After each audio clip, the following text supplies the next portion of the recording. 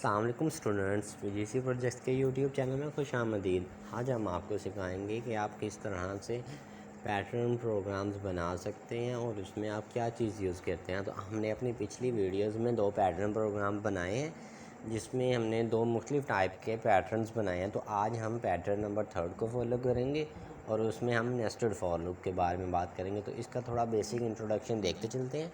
तो एक guys start करते हैं। A nested loop has one loop inside of an other. तो नेस्टेड लूप क्या होती है? जिसमें 2 लूप्स होती हैं, एक के अंदर दूसरी लूप होती है। These are typically use for working with 2 dimensions. ये 2 लूप्स क्यों यूज़ की जाती हैं? ताकि हम 2 डायमेंशंस में काम करें। अब वो 2 डायमेंशंस कौन सी हो सकती हैं? Such as printing stars in rows and columns. तो वो हो सकती हैं हमारे पास रोज़ एंड कॉलम्स, और हम नेस्टेड फॉर लूप को यहाँ पर यूज़ करेंगे स्टार को रोज़ एंड कॉलम की फॉर्म में प्रिंट करवाने के लिए। तो एक दफ़ा इसका सिंटैक्स देख लेते हैं। तो हमारे पास ये पहली लूप, हम इसको आउटर लूप बोलते हैं, और जो इसके अंदर लिखी जाती है हम उसको इनर लूप बोलते हैं। तो हमारे पास जो आउटर लूप होती है वो कंट्रोल करती है नंबर ऑफ़ रोज़ को, और जो इनर लूप होती है वो नंबर ऑफ़ कॉलम्स को कंट्रोल करती है। तो आइए गाइस आप डेव की स्क्रीन की तरफ चलते हैं और इससे एक पैटर्न नंबर 3 बनाते हैं। तो अगर आपने अब तक डेव C++ का सॉफ्टवेयर इंस्टॉल नहीं किया तो अभी गूगल क्रोम पर जाएं और वहाँ पर डेव C++ फॉर PC लिखें, तो आप वहाँ से इसको बड़ी आसानी से डाउनलोड करके इस्तेमाल कर सकते हैं। ये हमें फैसिलिटीज़ प्रोवाइड करता है कि हम अपने कोड को compile and run at a time कर सकते हैं। तो आज की प्रॉब्लम स्टेटमेंट देखते हैं कि हमने आज एक स्टैटिक प्रोग्राम बनाना है to print a static program. तो हमने एक C++ का ऐसा स्टैटिक प्रोग्राम बनाए जो स्टैटिक को प्रिंट करे इस फ्लो में। तो सबसे पहले हमारे पास जो टॉप रो है उसमें 5 स्टार्स हैं, फिर उसके बाद 4 आए, फिर 3 आए, फिर 2 आए, फिर 1 है। बट यहाँ पर ये ऐसा क्यों है? क्योंकि हमने नंबर ऑफ़ रोज़ 5 रखी हैं। तो अगर आप नंबर ऑफ़ रोज़ 10 कर देंगे तो ये स्टार्स चेंज हो जाएंगे।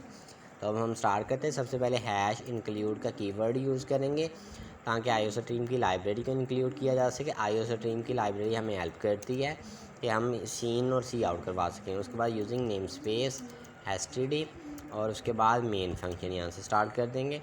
अब मेन फंक्शन में हम आउटर फॉर लूप लिखेंगे। इन उसमें हम एक इन आई नेम से एक वेरिएबल इनिशियलाइज करेंगे, int I is equal to 0। अब यहाँ पर हम नंबर ऑफ़ रोज़ बताएंगे कंडीशन में। तो हम यहाँ पे कंडीशन लगाते हैं आई लेस देन और 5। इसका मतलब है कि नंबर ऑफ़ रोज़ हमें 5 चाहिए। तो आई इंक्रीमेंट, और उसके बाद यहाँ पर ब्रेसेस स्टार्ट होंगी। अब हमने इनर फॉर लूप लिखनी है, तो उसके लिए भी सिंटैक्स सेम है, आई। अब क्योंकि हमने बात की थी कि हम वेरिएबल को सिर्फ एक ही दफ़ा सेम नेम से डिक्लेयर कर सकते हैं। सपोज दैट यहाँ पर हमने आई बना लिया वेरिएबल, तो अब दोबारा आई को यूज़ नहीं कर सकते। तो इसलिए हम यहाँ पर आई की जगह जे कर देंगे। ठीक है, अगर हमें 3 की ज़रूरत पड़ती तो हम यहाँ पे के कर देते। तो जे लेस इक्वल टू हो 0 के, बट हमने यहाँ पर रिवर्स कंडीशन लानी है क्योंकि हमने पहली जो सबसे टॉप पे हमारे पास रो आएगी उसमें हमने 5 स्टार प्रिंट करवाने हैं और उससे नीचे आते आते कम करते जाने हैं। तो इसलिए हम यहाँ पर आज 5 लिखेंगे। जे इज़ इक्वल टू 5 और जे ग्रेटर देन हो। ये कब तक काम करती है? जब तक जे ग्रेटर देन हो आई से, और उसके बाद जे में हम डिक्रीमेंट कर देंगे। आई से पहले हमने यहाँ पर सिर्फ इंक्रीमेंट किया था, तो आज डिक्रीमेंट करने हैं। तो जैसे इंक्रीमेंट करने के लिए हम 2 प्लस के साइंस डालते हैं, तो यहाँ पर डिक्रीमेंट करने के लिए 2 नेगेटिव साइंस डाल देंगे। और उसके बाद सी आउट, और यहाँ पर हम डबल कोटेशन के अंदर स्टैटिक लिखेंगे, और उसके बाद यहाँ पर इनर लूप के बाद सी आउट एंड एल कर देंगे। यहाँ पर कुछ मिस्टेक होगी, एंड एल कर देंगे। अब इसको हम कंपाइल एंड रन करने के लिए F11 की प्रेस करेंगे, या फिर यहाँ से 3rd बटन पे क्लिक करके कंपाइल एंड रन कर देंगे। तो अब देखते हैं इसकी आउटपुट हमारे पास क्या आती है। तो आप देख सकते हैं हमारे पास रिक्वायर्ड आउटपुट आ गई है। आज एक और चीज़ इसमें छोटी सी ऐड करते हैं, हम स्टैटिक के बाद ना थोड़ी सी स्पेस देते हैं ताकि ना दिखने में थोड़ा अच्छा लगे। इसको फिर से हम एक कंपाइल एंड रन करके देखते हैं। तो देखते हैं इस बार कैसा लगता है, क्या हमारा प्रोग्राम कुछ गुड लुकिंग आउटपुट दे रहा है। तो अब आप देख सकते हैं, अब देखने में बिल्कुल अच्छे से समझ आ रहा है। तो यहाँ पर 1 2 3 4 5 स्टार, तो पहली रो में 5 स्टार हैं, फिर उसके बाद 1 2 3 4 हो गए, फिर रो नंबर 3 में 3 है और 2, और लास्ट वाली में 1 है। ये क्यों हुआ? ये इसकी अब हम पीछे जो इसके फंक्शनैलिटी अप्लाई हुई है उसको समझते हैं। सबसे पहले आई की वैल्यू यहाँ पर 0 थी, तो वो जैसे ही इनर में आया तो उसने कहा ज़ीरो, यहाँ पर हम साथ साथ लिखते जाते हैं। हमारे पास करंटली आई की वैल्यू है, वो जो है हमारे पास है zero, I is equal to है ज़ीरो। तो अब हमने बात करनी है इनर फॉर लूप के बारे में। तो जैसे वो इनर में आया तो सबसे पहले जे की वैल्यू यहाँ पे इज़ इक्वल टू होगी 5 के। तो जे की वैल्यू 5 के बराबर हुई तो आपने क्या करना है, कंडीशन चेक होगी क्या ज़ीरो जो है वो 5 जो है वो ज़ीरो से बड़ा है, तो कंडीशन बिल्कुल ट्रू होगी। हाँ बिल्कुल वो 5 से बड़ा है, तो फिर एक दफ़ा स्टार प्रिंट हो जाएगा। उसके बाद फिर कंडीशन चेक हुई। अब जे में क्या होगा, डिक्रीमेंट क्या होगा, 5 है तो एक कम हो जाएगा, 4 हो गया। तो अब जे की वैल्यू में हम इस कंडीशन को अप्लाई करेंगे। तो जे की कंडीशन, सॉरी यहाँ पे मिस्टेक हो गई। अब जे की कंडीशन में 5 से डिक्रीमेंट हो गया, 4 हो गया। तो अब फिर चेक होगा क्या 4 ग्रेटर देन है ज़ीरो से, यस ये ग्रेटर देन है ज़ीरो से, तो फिर कंडीशन ट्रू होगी, फिर से एक दफ़ा स्टार प्रिंट होगा। अब 4 3 में चेंज हो जाएगा, तो ये फिर से कंडीशन चेक होगी।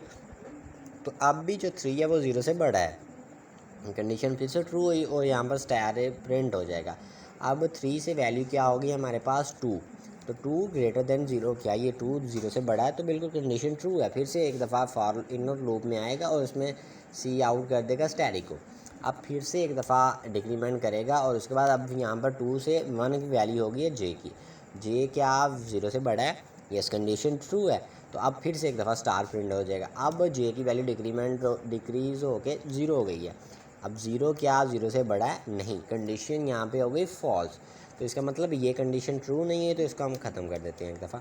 तो अब हम देखते हैं यहाँ पर हमारे पास ये पहली है, दूसरी, तीसरी, चौथी, पाँचवीं। तो इसका मतलब 5 टाइम हमारी कंडीशन ट्रू हुई है, तो स्टार कितनी दफ़ा प्रिंट होगा, 5 टाइम। अब हमारे पास नेक्स्ट की बात करते हैं हम। फिर से ये इसकी एग्जीक्यूशन ख़त्म हुई तो आउटर लूप की तरफ आया। तो उसने एक दफ़ा इंक्रीमेंट किया, आई की वैल्यू 0 थी तो यहाँ पर आई की वैल्यू 1 हो गई। अब वो फिर से दोबारा यहाँ पे आएगा तो जे की वैल्यू चेक करेगा, जे की वैल्यू 5 हो जाएगी यहाँ पे दोबारा। तो जे की वैल्यू क्या 5 जो है वो 1 से 5 जो है वो 1 से बड़ा है, यस कंडीशन ट्रू है, तो एक दफ़ा स्टार प्रिंट हो जाएगा। उसके बाद इसको डिक्रीमेंट होगा जे की वैल्यू में और जे की वैल्यू को 4 कर दिया गया, तो अब क्या वो 1 से बड़ा है, यस कंडीशन ट्रू है। तो अब फिर से वो दोबारा आएगा और डिक्रीमेंट होने के बाद 3 हो जाएगी, तो 3 क्या 1 से बड़ा है, यस कंडीशन ट्रू है। उसके बाद वैल्यू 2 हो जाएगी, तो 2 क्या 1 से बड़ा है, तो हाँ बिल्कुल 2 भी 1 से बड़ा होता है, तो कंडीशन फिर से ट्रू हो गई। अब फिर 2 में जे की वैल्यू 2 हो गई है तो उसमें डिक्रीमेंट किया गया तो वो 1 हो गई। 1 क्या 1 से बड़ा है, नहीं, वो इक्वल है बट बड़ा नहीं है, तो यहाँ पे कंडीशन फॉल्स हो गई। तो इसका मतलब अब इनर लूप एग्जीक्यूट नहीं होगी, अब आउटर की बारी आ जाएगी। तो हम देख लेते हैं 1 2 3 4, तो 4 दफ़ा हमारी इनर लूप यहाँ पर एग्जीक्यूट हुई। तो इसका मतलब अब 4 दफ़ा एग्जीक्यूट जैसी हुई है तो वो अंदर आएगी तो स्टार को प्रिंट करेगी, तो इसका मतलब 4 दफ़ा स्टार प्रिंट होंगे। तो इस तरह से हमारे सेकंड टाइम 4 स्टार प्रिंट हो गए। उसके बाद अब बारी आती है कि आई की वैल्यू फिर से एक दफ़ा इंक्रीमेंट होगी, आई की वैल्यू होगी 2, तो जे की वैल्यू है 5, तो 5 क्या 2 से बड़ा है, यस कंडीशन ट्रू है। फिर डिक्रीमेंट हुआ जे की वैल्यू में, तो 5 से वैल्यू होगी 4, 4 क्या 2 से बड़ा है, यस कंडीशन ट्रू है। तो अब फिर से जे की वैल्यू में डिक्रीमेंट होगा, 3 हो जाएगी, तो 3 क्या 2 से बड़ा है, यस कंडीशन ट्रू है। तो अब फिर से एक दफ़ा वैल्यू में जे की वैल्यू में डिक्रीमेंट किया जाएगा, 2 क्या 2 से बड़ा है, नो, कंडीशन फॉल्स होगी, तो इसका मतलब ये एग्जीक्यूट नहीं होगा। तो अब कितनी दफ़ा ये हमारी फॉर लूप ने कंडीशन ट्रू की है, 1 2 3 दफ़ा, तो इसका मतलब 3 टाइम स्टार प्रिंट होंगे, जो कि हमें रिक्वायर्ड है। यहाँ पर हमने थर्ड रो में सिर्फ 3 टाइम स्टार प्रिंट करने। अब बारी आ गई है आई की वैल्यू 2 से हो गई है 3, तो 3 वैल्यू हो गई है आई की, तो इसका मतलब 5 जे की वैल्यू 5 जो है वो 3 से बड़ा है, यस कंडीशन ट्रू है। फिर 5 4 क्या 3 से बड़ा है, कंडीशन ट्रू है। और अब बारी आ गई फिर से डिक्रीमेंट होने के बाद 3 क्या 3 से बड़ा है, कंडीशन फॉल्स हो गई। तो अब क्या होगा, 1 2 टाइम हमारी सिर्फ इनर लूप एग्जीक्यूट हुई है, तो 2 टाइम स्टार्स प्रिंट हो गए हैं। अब बारी आ गई फिर से आई की वैल्यू होगी 3 से 4, यहाँ पे चेक करेगा क्या, पहले यहाँ पे कंडीशन चेक करेगा कि 4 क्या 5 से छोटा है, तो कंडीशन ट्रू है, बिल्कुल 4 5 से छोटा है। अब वो यहाँ पे आएगा जे की वैल्यू इनिशलाइज करेगा 5, तो 5 क्या 4 से बड़ा है, यस कंडीशन ट्रू है। अब क्या होगा, फिर वो जे की वैल्यू में डिक्रीमेंट करेगा तो 4 हो जाएगी जे की वैल्यू। अब 4 क्या 4 से छोटा है, नहीं, कंडीशन हो गई फॉल्स। तो इसका मतलब है हमारे पास जो कंडीशन इनर लूप की वो एग्जीक्यूट हुई सिर्फ सिंगल टाइम, तो इस एक दफ़ा ही अंदर आया, तो इसका मतलब उसने सिर्फ एक ही स्टार प्रिंट किया। तो इसका मतलब है कि अब वो वापस चला जाएगा, मतलब इनर लूप से आउट हो जाएगा, फिर से आउटर लूप की तरफ आएगा। तो आई की वैल्यू 4 से 5 हो गई। तो यहाँ पे कंडीशन क्या थी, आई की वैल्यू लेस देन होनी चाहिए 5 से, 5 लेस देन 5 नहीं है, ये दोनों बराबर हैं, तो इसका मतलब ये कंडीशन फॉल्स हो गई।